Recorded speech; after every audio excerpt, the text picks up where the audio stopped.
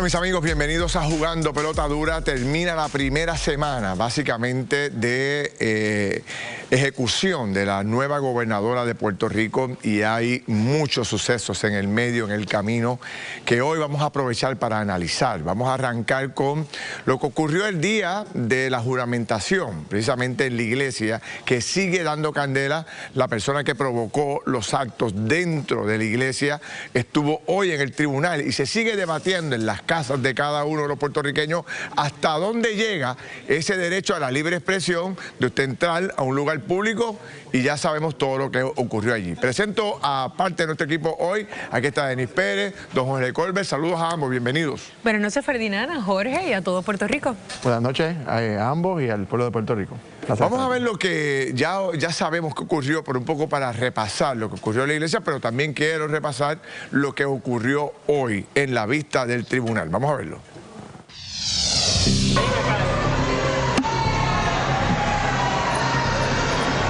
Que Dios la bendiga y le dé la paz. No va a durar ni un mes de gobernadora. Muerte al PNP, muerte a Jennifer. Y no es una amenaza, es una promesa. Nadie amenazó a Jennifer González de muerte. Eso no es verdad.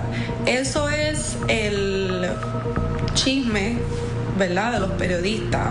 Yo dije muerte al PNP, que es una frase que muchos de nosotros estamos diciendo, y es una frase retórica para decir que vamos a remover a este partido, que son una organización criminal.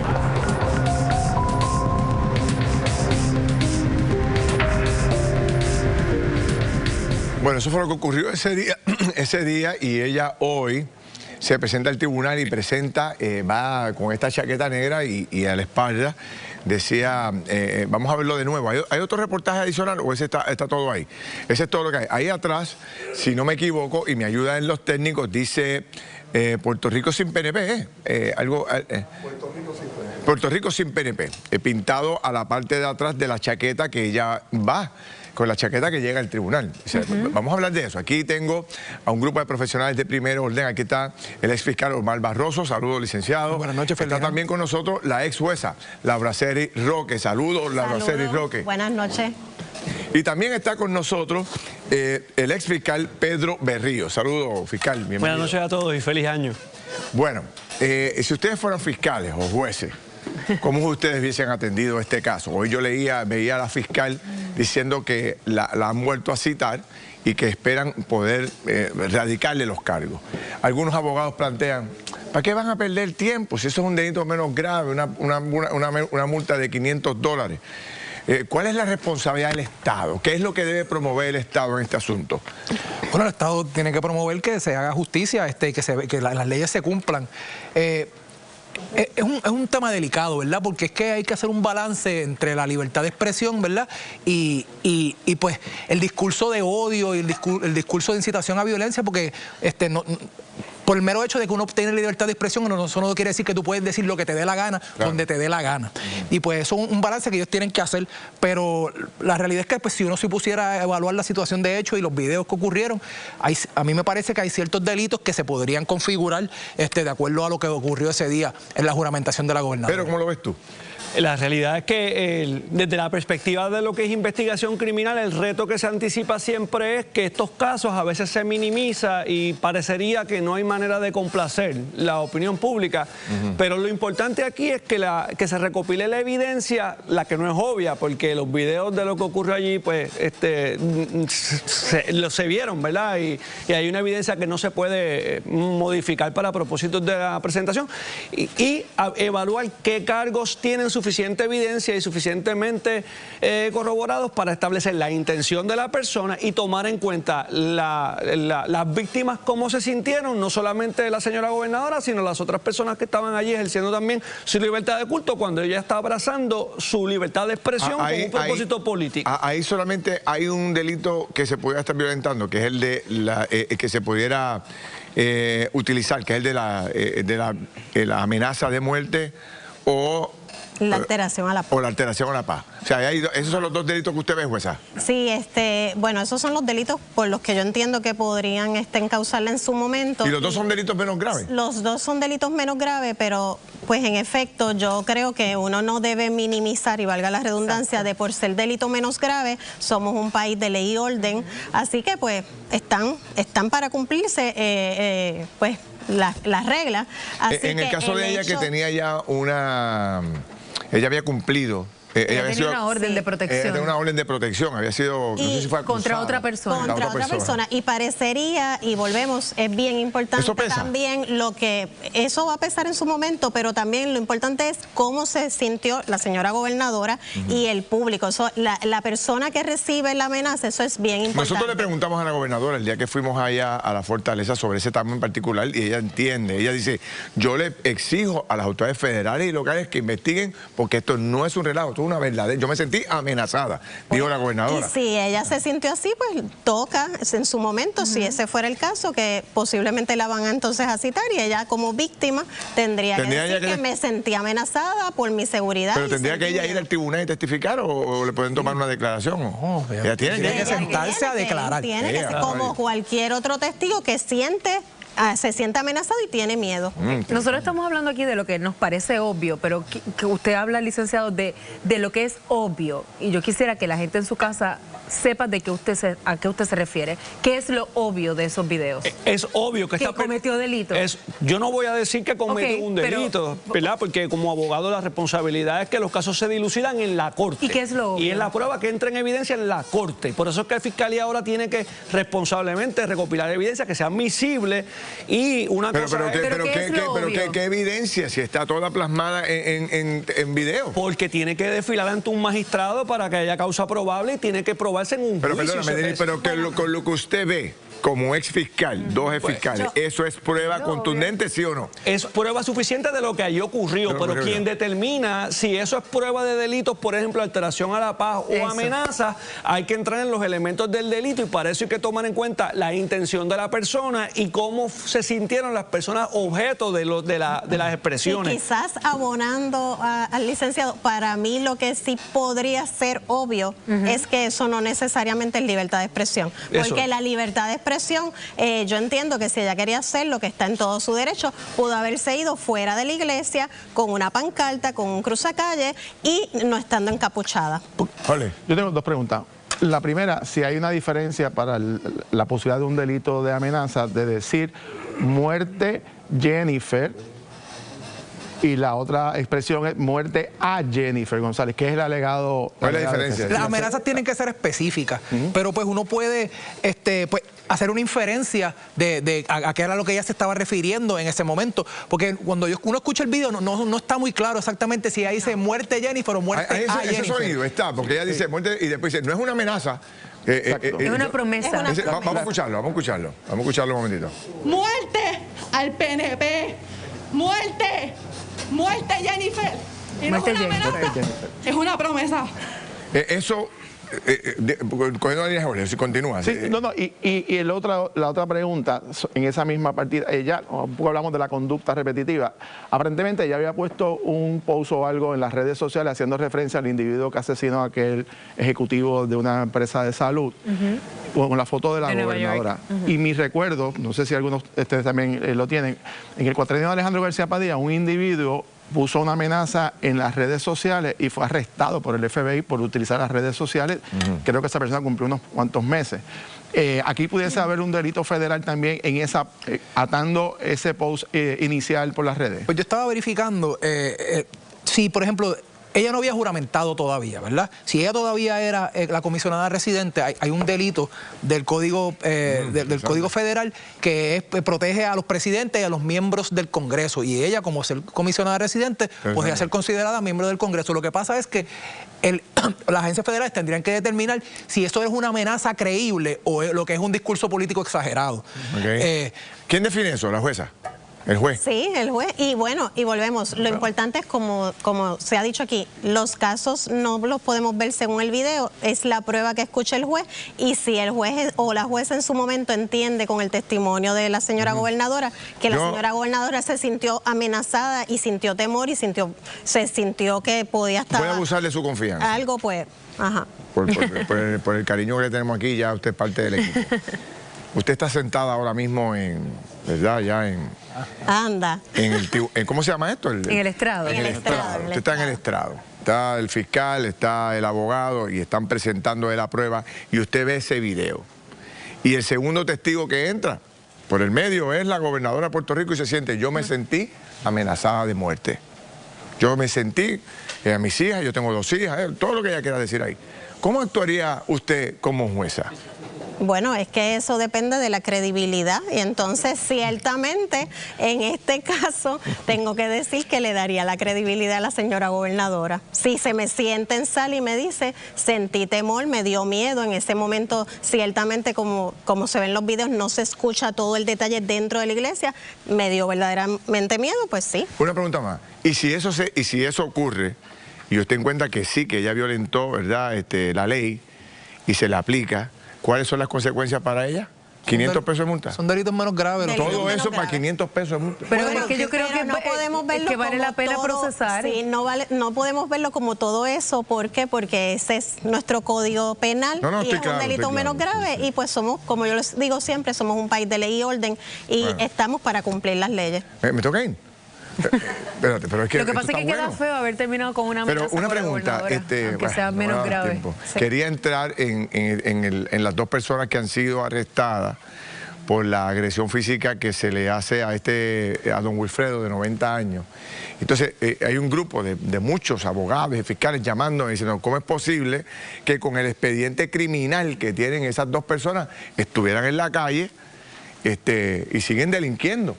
Y esto es producto de las negociaciones que se hacen en los tribunales, que al final del camino una persona que lo cogen con droga o agresiones, al final del camino terminan acusándolo por cosas menos graves y ahí tenemos los resultados. Una opinión sencilla, rapidita para... No, a veces, por ejemplo, a una persona la acusan, ¿verdad? Y tiene delitos previos que ha cometido, tiene un récord criminal ya extenso, ¿verdad? Pues depende de la naturaleza del caso, la fortaleza de la prueba. A veces la fiscalía se siente y negocia con la persona, ¿verdad? Y te dice, mira, declárate culpable y yo te elimino la alegación de reincidencia, por ejemplo, ¿verdad? Entonces la persona se declara culpable y pues cumple su tiempo en cárcel. Y este muchacho yo sé que salió de la cárcel hace como en noviembre, algo así. No sabemos si parte de la negociación en algún momento fue eliminarle esa alegación de reincidencia. Entonces, pues la reincidencia es lo que determina si una persona, cuánto tiempo va a cumplir la persona y puede ser una de reincidencia habitual. Pero si eso te lo eliminan, pues entonces la persona no tiene que hablar con ese asunto. Pero, Jarrito, me tengo que ir. Pues habría que ver las circunstancias. A veces los casos se negocian porque el fiscal prefiere una alegación que un riesgo que salga exonerado porque la prueba no es suficiente para condenar.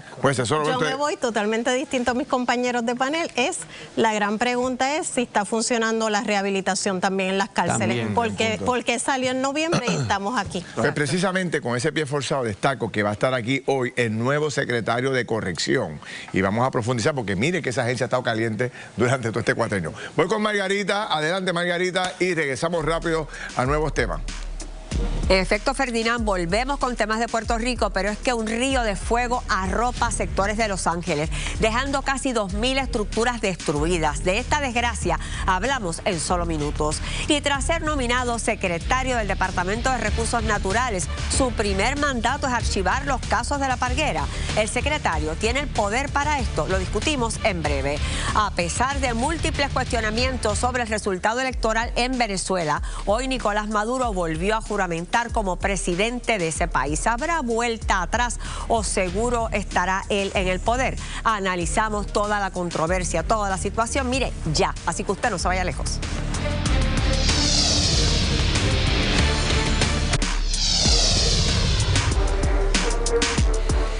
Bueno, mis amigos, antes de pasar al tema del Departamento de Recursos Naturales, que es el tema central hoy en el día de hoy, también de conversar con el secretario de Corrección, no podemos dejar pasar lo que está ocurriendo en Venezuela, que tiene a todo el mundo básicamente pegado a los televisores buscando información de lo que ocurre. Le he pedido al profesor Jorge Smith que nos dé un pequeño resumen de lo que a su juicio es lo que está ocurriendo allá. Adelante, profesor. Gracias, Ferdinand. Bueno, Venezuela vivió hoy un día de tensiones históricas.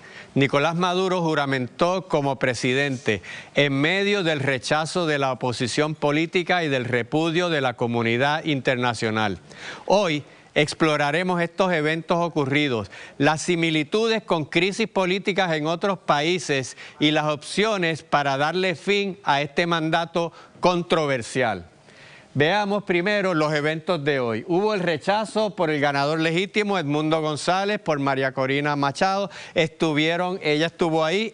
Desde julio han tratado de evitar que esto suceda, pero Maduro se ha mantenido en el poder. También hubo el repudio de la comunidad internacional. Muchos expresidentes latinoamericanos intentaron entrar, no se les permitió. Inclusive presidentes de izquierda le han declarado ilegítimo porque no se trata de ideología. Cuando un gobierno no hace una transición pacífica, es una dictadura. Pero ha habido algunos casos similares. No hay precedentes de expresidentes tratando de evitar una juramentación. Pero en Costa Rica, en el 1948, el presidente Rafael Calderón se robó las elecciones, hubo una insurrección popular apoyada desde afuera, terminaron removiéndolo del poder. 2016, en Brasil, cuando Michel Temer fue a juramentar, las presidentas de Argentina y Chile declararon que era ilegítimo y que había sido un golpe de Estado parlamentario. Igual en Bolivia, cuando removieron en el 2019 a Evo Morales de Brasil y de Ecuador, declararon que había sucedido lo mismo. Pero ¿cuáles serían las opciones para remover a Maduro? Una sería una intervención extranjera, mucha gente pide eso, sobre todo Estados Unidos. Muy difícil, el ejército venezolano es fuerte, sería una guerra con muchos muertos y prolongada. Una insurrección popular sería otra alternativa. Los venezolanos no están armados, Venezuela no es Colombia, que tiene grupos guerrilleros, también habría un baño de sangre. Y la otra opción, que las Fuerzas Armadas venezolanas removieran al presidente, como ha pasado en otros sitios. Muy difícil, están cooptados desde tiempos de Chávez, hay más de 2000 generales, Maduro en el verano nombró a más de 100 generales y están sus futuros políticos y personales ligados, igual que muchos civiles alrededor de eso. ¿Cuál es la relación con Puerto Rico? Es tóxico para la izquierda, para el independentismo, lo vimos durante las elecciones, relacionaron el estilo dictatorial con su ideología, no es lo mismo, pero mucha gente lo creyó así. Va a haber más inmigrantes, más de 30.000 venezolanos en Puerto Rico, eso puede aumentar, y un impacto económico, ya lo hemos visto desde que entró Chávez, cuando Venezuela tenía un comercio de más de 500 millones con Puerto Rico, hoy no llega a 8 millones. Por eso aquí en Vistazo al Mundo le traemos temas internacionales y los relacionamos con Puerto Rico. Pero ustedes, ¿qué opinan? Me gustaría ver sus comentarios en las redes. Y ahora seguimos con Ferdinand. Gracias, profesor. Excelente, excelente, tremendo resumen. Tengo aquí un panel muy interesante. Traje hoy a Rafael Cerame, que precisamente es el consultor internacional, pero lleva 48 o más horas al lado de Edmundo González, la persona que se plantea que es el nuevo presidente de Venezuela. Rafa, saludos, bienvenido. Saludos, Ferdinand, y a todos en el panel. Bueno, lo que... Déjame presentar a Valentina. Valentina Noriega, que es portavoz de los venezolanos en Puerto Rico. Saludos, Valentina, encantado de tenerte aquí. Y el profesor, que le pedí que se uniera al panel. Rafa, tu análisis sobre todo esto, y me gustaría saber un poco también esta conversación íntima que tuvieron ustedes, los expresidentes, con Edmundo, estando tú allí presente. Sí, anoche estuvimos reunidos varias veces con el presidente electo de Venezuela, Edmundo González. Estaban Vicente Fox, Felipe Calderón, Tuto Quiroga, entre otros, Andrés Pastrana de Colombia también estuvo. En fin, buscando la manera de ser solidarios con el pueblo venezolano en un momento tan difícil, cuando hoy se consuma un golpe de Estado. Y lo que está ocurriendo en Venezuela es que hay una narcodictadura que, utilizando el poder de las Fuerzas Armadas, pretende perpetuarse en el poder. Ahora, ¿por qué no pudo entrar Edmundo González? O sea, tú tienes unos datos ahí que quizás muy poca gente sepa. La realidad es que hay que preservar la integridad física de Edmundo González para poder lograr un cambio en Venezuela. No se consigue nada con Edmundo González muerto.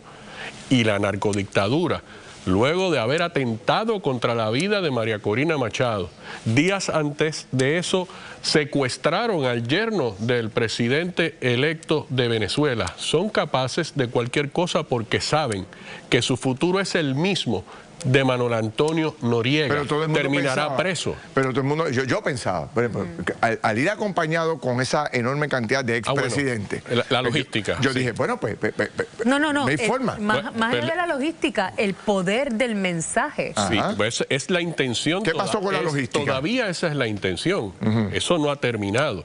Lo que ocurre es que la República Dominicana y Panamá, que fueron los últimos dos destinos de la gira internacional de Edmundo González, no tienen relaciones diplomáticas con Venezuela y no hay vuelos comerciales desde República Dominicana hacia Venezuela. Cuando vas a hacer ese intento utilizando una nave privada, tienes que hacer un plan de vuelo y que el destino te lo autorice. Claro. No lo autorizaron. Entonces, las otras opciones es entrar por tierra. Entrar por tierra implica llegar a Colombia. Eso era una opción, pero militarizaron la frontera en Cúcuta, claro. Y entonces también se hace virtualmente imposible entrar frente a una milicia totalmente armada, claro, en ese momento. Valentina, ¿cómo reaccionan ustedes los venezolanos desde acá?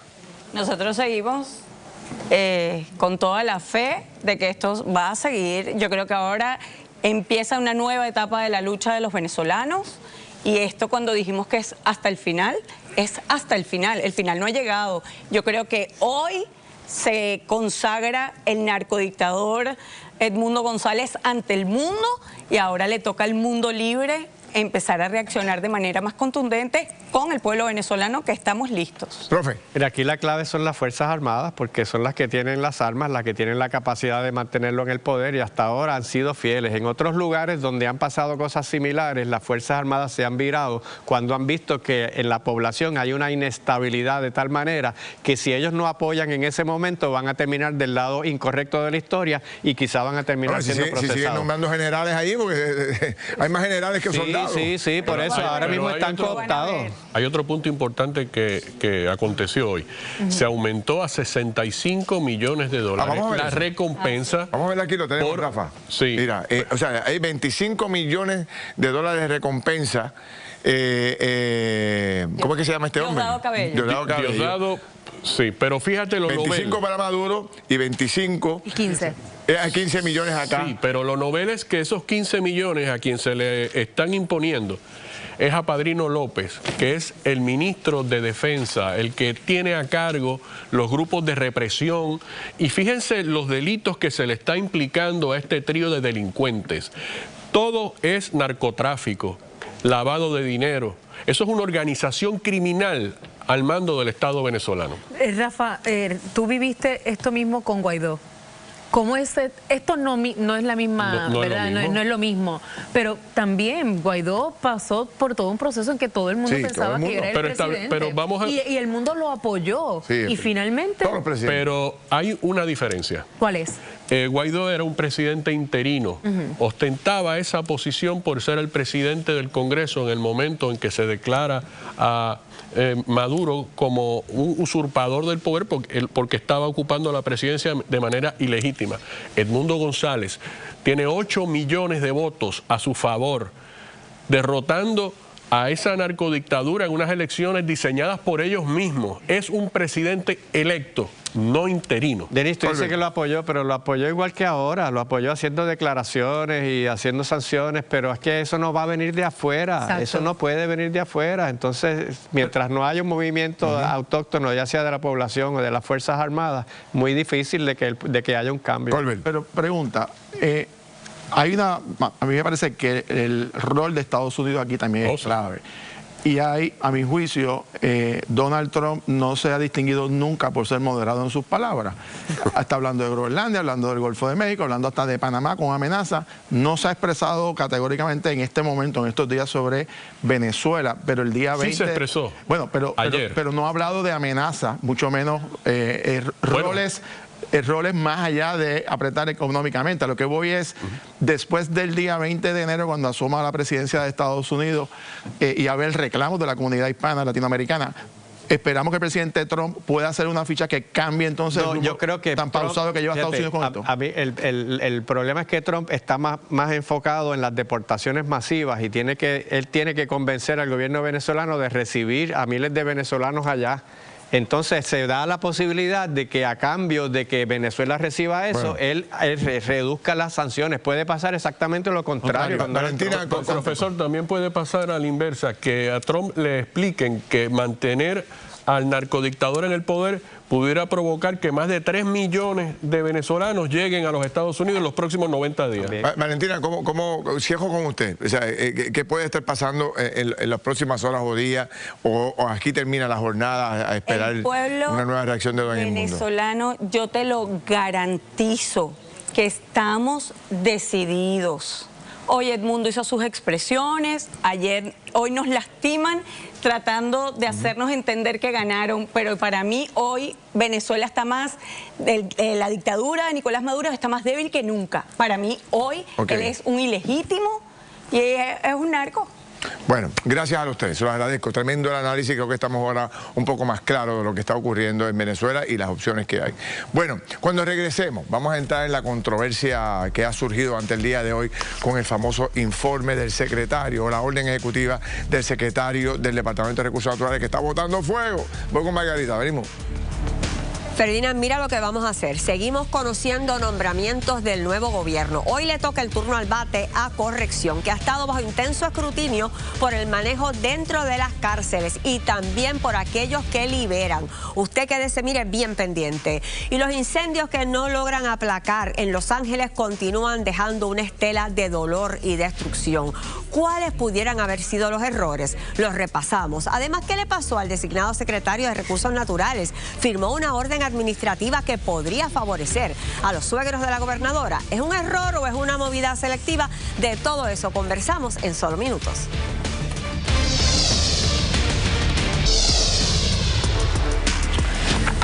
Bueno, mis amigos, ya todo el mundo está en conocimiento de todo lo que está pasando con esta primera decisión, esta primera orden que firma el secretario del Departamento de Recursos Naturales, Waldemar Quiles, el primer día de funciones. Esto nace y toma relevancia cuando en una conferencia de prensa le hacen la siguiente pregunta a la gobernadora. Vamos a verlo. Quedaron sobre la mesa dos pesquisas que fueron bastante controversiales. Una de ellas, la que tiene que ver con sus suegros, que quedó sobre la mesa, y la otra del hijo del exgobernador Pedro Pierluisi. Bueno, el secretario cuando llegue a la agencia evaluará los documentos y la fabricación de los casos que hubo, porque todo el mundo aquí sabe que eso fue parte de un proceso político, en un proceso de primarias. Esa pregunta llega justamente en el nombramiento del nuevo secretario del Departamento de Recursos Naturales. Al otro día, hoy nos levantamos, ayer por la tarde sale a relucir que Waldemar Quiles, la primera orden administrativa que radica, tiene que ver con este caso y da la siguiente determinación. Se le ordena a la oficina de oficiales examinadores y jueces administrativos el archivo de los casos relacionados a los asuntos establecidos en la presente orden administrativa por convertirse en académicos. ¿Cuáles son los casos, los asuntos que se atienden en esta resolución? Precisamente los de la Palguera y los que tienen que ver con los familiares de la gobernadora. ¿Qué dice nuestro panel político? Aquí está el representante Georgie Navarro. Saludos, Georgie, felicidades. El representante Connie Varela. Connie, bienvenido. La secretaria general del Proyecto de Dignidad, Nilda Pérez. Hola, Nilda. Buenas noches, saludos. Y también el licenciado Olvin Valentín, el excomisionado electoral de Victoria Ciudadana. Saludos a los cuatro. Buenas noches. Felicidades. Bueno, Georgie, ¿cómo reaccionas tú? ¿Cómo reaccionan ustedes a este tema? ¿Tú crees que el hombre debe renunciar, que debe ya empezar a recoger? Perspectiva. Eso que ocurrió en el Comité de Transición se informó que ya estaba ese informe que recoge lo histórico que ha estado ocurriendo allí y que a quien no beneficia, a quien atiende a cientos de familias que tienen ya unas propiedades por décadas y que resuelve todo esto. Un punto importante que te lo dije ahora, esa resolución o ese reglamento es el proyecto de la Cámara 1621 que radicó Fajar Zamora y Ley Selhammer en el 2015 y que García Padilla le dio un bote al bolsillo.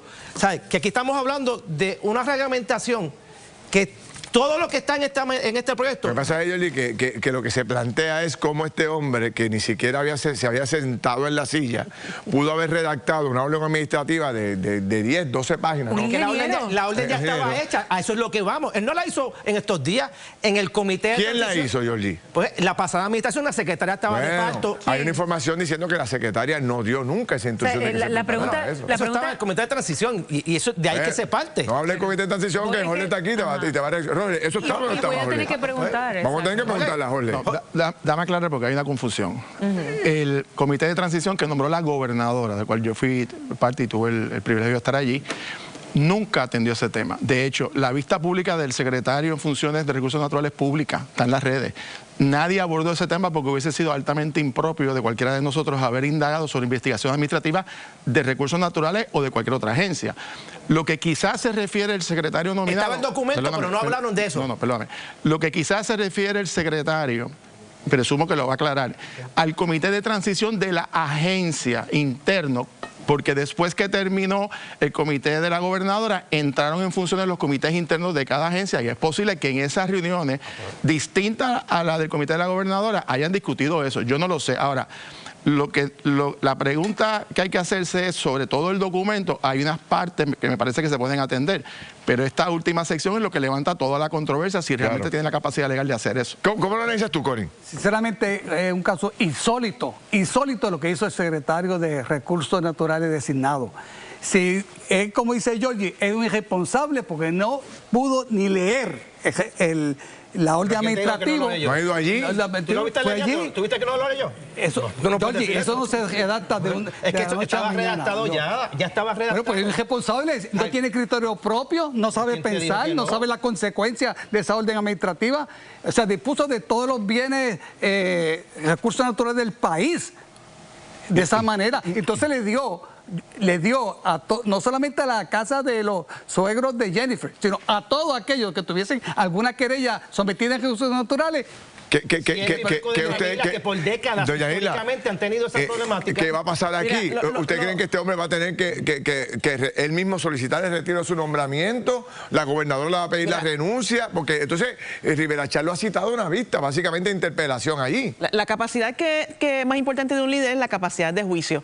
Esta persona llevaba solamente horas en el puesto cuando toma esta determinación desacertada, como todos los comentarios que hay en las redes sociales. Esto es un descaro que prácticamente de primera fase tomó una decisión que beneficia personalmente a la familia de la gobernadora. Se ve un conflicto de interés, así que obviamente esto le va a costar el nombramiento definitivamente. Olvin, ¿cómo ves tú? Para mí es bien decepcionante que la gobernadora empiece de esta forma. En las conferencias de prensa y en las entrevistas que realizó, ya ella estaba dando los indicios de cuál iba a ser el resultado, que eso no había evidencia, que eso fue una persecución política, y luego sale esto. Entonces, otra cosa que es preocupante en cuanto a la orden es que habla que son desestimadas por ser académicos. O sea, está llevando un mensaje de que la gente que hace construcciones ilegales o que hacen algo mal, si aguantan mucho tiempo suficiente, se le caen los casos por academicidad. Eso está fatal. Para esos propósitos está esa gente. Georgie, tú tienes la difícil tarea de defender esto. ¿Quién ¿Pero por qué Yoli defiende eso? Pues bueno, está defendiendo. ¿Pero por qué tú tienes que defender eso? Estoy hablando de lo que está ocurriendo. Está bien, pero ¿quién el comité de transición, está bien, pero tú pediste una explicación. ¿Alguien te dijo quién redactó esto? Pues esto no fue ChatGPT. Alguien lo firmó. Antes de que llegara el nuevo gobierno. ¿Quién? Esa parte no la cuestioné. Pero es que eso es bien importante. Dijo que no, que ella no debe nada. Alguien en el departamento. ¿Tú has hablado con él, Georgie? ¿Tú has hablado con Waldemar?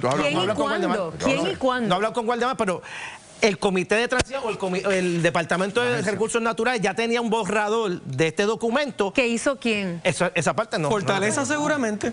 Jorge. Fortaleza no. Hay una secretaria que tenía su el secretario designado hoy trató de aclararlo, dio una declaración un poco distinta a lo que dijo ayer, porque saca de la discusión interna con la agencia ese párrafo que es la controversia. Él habla que se había discutido antes lo de congelar la huella de las construcciones y lo del pago de arrendamiento, que es algo que se ha discutido hace años en Puerto Rico. Lo que nunca se ha discutido públicamente es esto, es paralizar investigaciones administrativas. Entonces, lo que les pregunto es, y a los abogados, un jefe de agencia tiene la facultad de paralizar investigaciones administrativas cuando hay la posibilidad de delitos estatutarios. Las leyes ambientales son por leyes. Creo que no son reglamentos. Hay una investigación federal todavía. hay una investigación federal todavía que no se ha decidido. Y este señor, para mí, no tiene esa capacidad, ni ese poder para decidir y archivar esas querellas. Independientemente tenga la capacidad o no, el hecho de hacerlo sin que se le demuestre al país, por lo menos, que se llevó a cabo un proceso, un debido proceso de esa investigación, habla fatal de cómo va a ser la administración Jennifer González. De hecho, va en contra de su responsabilidad, porque es el secretario del Departamento de Recursos Naturales y él tiene que proteger las leyes que Dame traer un tema. ¿Cómo se resuelve este problema? Mira, esto se le ha complicado el inicio de la gobernadora muy seriamente. Bueno, ¿cómo se resuelve esto? Un secretario nuevo que deroga el presidente del Senado está hablando de reunirse. Si aquí estamos criticando que él actuó rápidamente, usted está actuando rápidamente crucificándolo. Vamos a escucharlo, porque lo que le critican a él lo va a hacer Tommy ahora para que lo escuche. Pues no lo crucifiquen, no lo crucifiquen. Vamos a escucharlo. Debe renunciar. ¿Por qué? Porque tú eres un político. No, vamos a, si no estás criticando que ha sido rápido, tú también estás haciendo rápido. Ha hecho que luzca mal la administración de Jennifer González. No, porque yo creo la facultad del Senado de escucharlo y lo van a escuchar la semana que viene. Yo creo que este nombramiento estaba diseñado para que atendiera este asunto y se cuelgue en Senado. Eso no es así. Bueno, vamos a ver. Pero alguien es capaz de hacer harakiri así, me suicido hoy mismo. No sabemos si una de las condiciones para nombrarlo para disparar el problema, eso disparan de la baqueta, pero no pegan un tiro como sacar una orden en un día. Tengo que terminar, pero sin duda alguna es un issue muy sensitivo, es un issue muy serio. Hay que escucharlo. Que hay que ver cómo la gobernadora va a atender el asunto. Él va a tener que ir al Senado a una vista posiblemente como de interpelación. Estamos hablando de 27, 28 personas preguntando, incluyendo al nuevo senador electo que es Eliezer Molina, el que levantó el issue. Así que no está fácil cómo es que salen de esa esquina. Voy a una pausa. Gracias a los cuatro senadores. Connie, no, sí, como diría estos Baquemonji. Ay, qué feo, Paelo. Llévatela, Margarita. Es original. Bueno, el asunto ciertamente es polémico y no se queda aquí. Usted votó en la encuesta Claro. La pregunta era, ¿debe la gobernadora pedirle la renuncia al nominado secretario de Recursos Naturales? Escuche y atienda, 88% votó que sí. Volvemos entonces a Los Ángeles, en Estados Unidos. Siguen combatiendo allí los incendios, que de hecho se propagan sin freno. Y son miles los que han perdido todo. ¿De qué se trata? Nosotros le explicamos en solo minutos. Además, llegan al estudio los secretarios de Corrección y DACO, y créanme, le tenemos preguntas sobre sus prioridades y retos en las agencias. ¿Cancelarán el contrato de Physician Correction? Todo eso en breve. Gracias. Te iba a decir Kimberly, pero Denise. Bueno, vamos a otro tema. Este programa ha estado súper bueno, está súper interesante porque hoy llegan dos nuevos nominados a posiciones importantísimas en Puerto Rico. Con nosotros Francisco Quiñones, que es el secretario designado a nada más y nada menos que al Departamento de Corrección. Bienvenido, don Francisco. Saludos. Buenas noches, Ferdinand, y a compañeros periodistas y el panel. Placer tenerlo aquí. El público presente. También está con nosotros la licenciada Natalia Catoni, que es la designada al Departamento de Asuntos Consumidor. Licenciada, bienvenida. Buenas noches y mucho gusto en conocerlos a todos. Qué bueno, igualmente. Voy a empezar por el cargo suyo. Es uno de los cargos más difíciles y más cuestionados en la administración pasada. Un pequeño resumen de temas que hemos discutido sobre ese caso aquí para que ponernos al día. Vamos a verlo. Aquí se mostraron unos videos de unos open houses que se estaban haciendo. Lo que demuestran es una total falta de controles. El control, la seguridad no puede estar en los confinados. El departamento tiene que tener control. Sin seguridad no va a ser posible rehabilitar a nadie. Las cárceles se controlan a través de la politiquería barata. Creo que yo lo he dicho un sinnúmero de veces aquí. Allí no hay ningún tipo de control. Los oficiales correccionales no tenemos ningún tipo de autoridad dentro de las instituciones penales. Quien manda en las cárceles de Puerto Rico son los confinados. Esa es la posición de dos exsecretarios de corrección, la presidenta de la Asociación de la Hermandad de los guardias, de los oficiales de corrección. O sea, que son gente que conoce el tema. ¿Cómo se siente usted con ese cargo y qué es lo primero que estaría usted haciendo para poner orden? Bueno, nosotros primero el orden lo pone la dirección, en este caso el secretario, y todo el personal que trabaja en el departamento de hace muchos años. Nosotros empezamos a reunirnos con los distintos compañeros y compañeras, sí, desde el primer día. Hoy estuvimos, por ejemplo, en Bayamón Mujeres, estuvimos en Ponce Máxima, Cuando salgamos de aquí pretendemos ir a Bayamón nuevamente para atender un asunto allí. Estamos en comunicación con todos ellos, con los compañeros que dirigen las áreas de seguridad en las distintas instituciones. Okay. Así que... ¿Y qué ha visto hasta ahora? O sea, ¿qué ha podido identificar? ¿El personal que está a cargo de todo esto es tan grave como se dice o bueno, ya? Realmente tengo que decir que es un personal motivado. Deseosos de que podamos seguir visitándolos con más tiempo a todas las instituciones que tenemos en el sistema, y de igual manera tuvimos acercamientos con los compañeros que están en las instituciones, y lo que hay es un deseo de que se amplíen los programas de rehabilitación. Y de hecho, esa es la instrucción de la señora gobernadora, que se amplíen todos los programas de rehabilitación a la población que le servimos. Sí, Denise. Secretario, usted hereda un problema grande, y es un problema de credibilidad muy grande de las estructuras de corrección. Y básicamente a raíz del caso de Hermes Ávila. ¿Ya usted ha abundado sobre eso? Hemos tocado el tema, pero ciertamente eso fue la administración pasada. Pero usted tiene que bregar con eso, porque no hubo conclusión. Claro. No hubo conclusión, se destituyeron 8 empleados, pero nunca se supo realmente qué pasó. Y la gente, yo creo que debe saber qué pasó y que usted es responsable de eso. ¿Vamos a saberlo? Nosotros, definitivamente, nosotros vamos a ser transparentes con el pueblo, con la prensa. Vamos a analizar y evaluar todo lo que esté bajo nuestro control con relación a esas determinaciones, y vamos a notificarle al país a través de ustedes.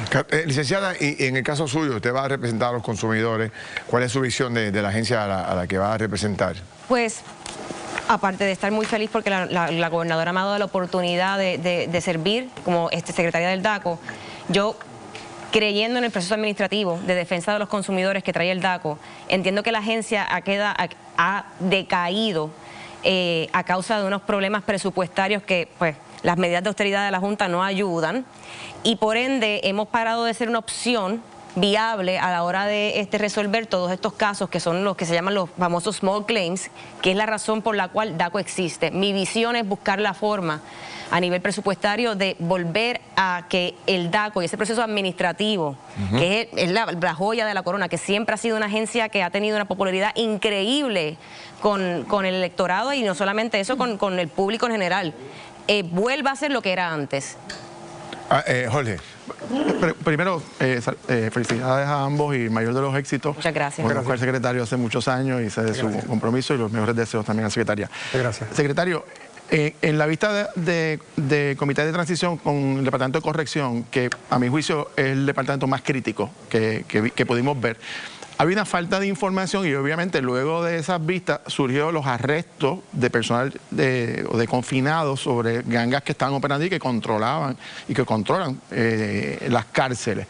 Eso significa que, pues, el sistema colapsó. No hay un programa efectivo de rehabilitación, más un problema ahora de otra gente en control de las cárceles. ¿Cómo manejar rápido y tomar control de las cárceles?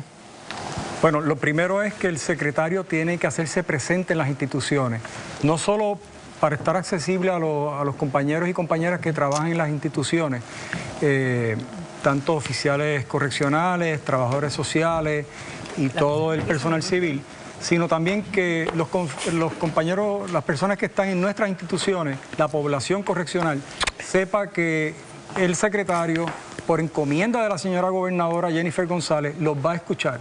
Y el reclamo que hemos recibido hasta ahora es que se aumenten los programas de rehabilitación. Y nos vamos a estar reuniendo con los líderes que representan a las organizaciones de los oficiales correccionales personalmente, prontamente. Vamos a visitar todas las instituciones, y yo creo que la primera manera de demostrar que tenemos el control de las instituciones es que el secretario visite las instituciones. Si nos quedamos en la oficina, en el piso 12, mirando la vista a Torrey, no vamos a hacer mucho. Ambos tienen muy buena receptividad con el público. Hay muy buenos comentarios de ustedes a través de todo el país. Yo les deseo lo mejor, como decía Jorge.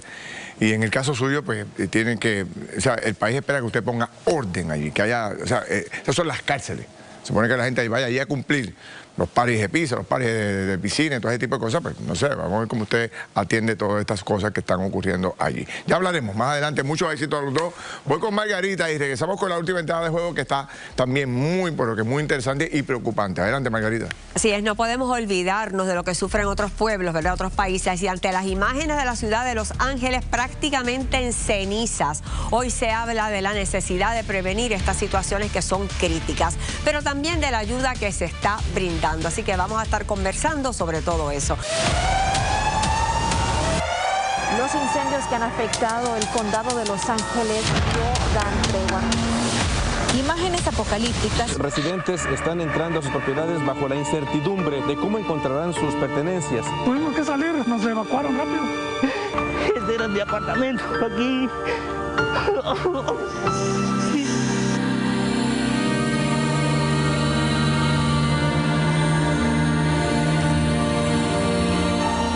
Esto es, sin duda, una tormenta de fuego histórica sin precedentes. Se acabó, fue a la basura todo. Más de 130,000 personas han sido evacuadas.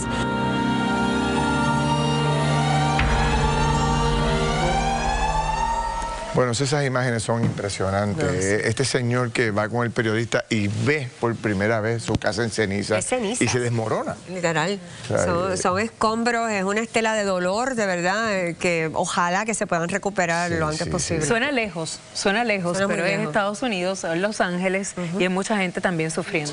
Y el efecto del cambio climático es otro ese calor de las variables. No ayuda. ¿Cómo se soluciona esto? ¿Cómo se le ayuda a toda esa gente? Estamos ¿Cómo se previene? 130,000 personas que están siendo evacuadas de esa área. Eso son, y las casas destruidas. Es increíble la cantidad de personas.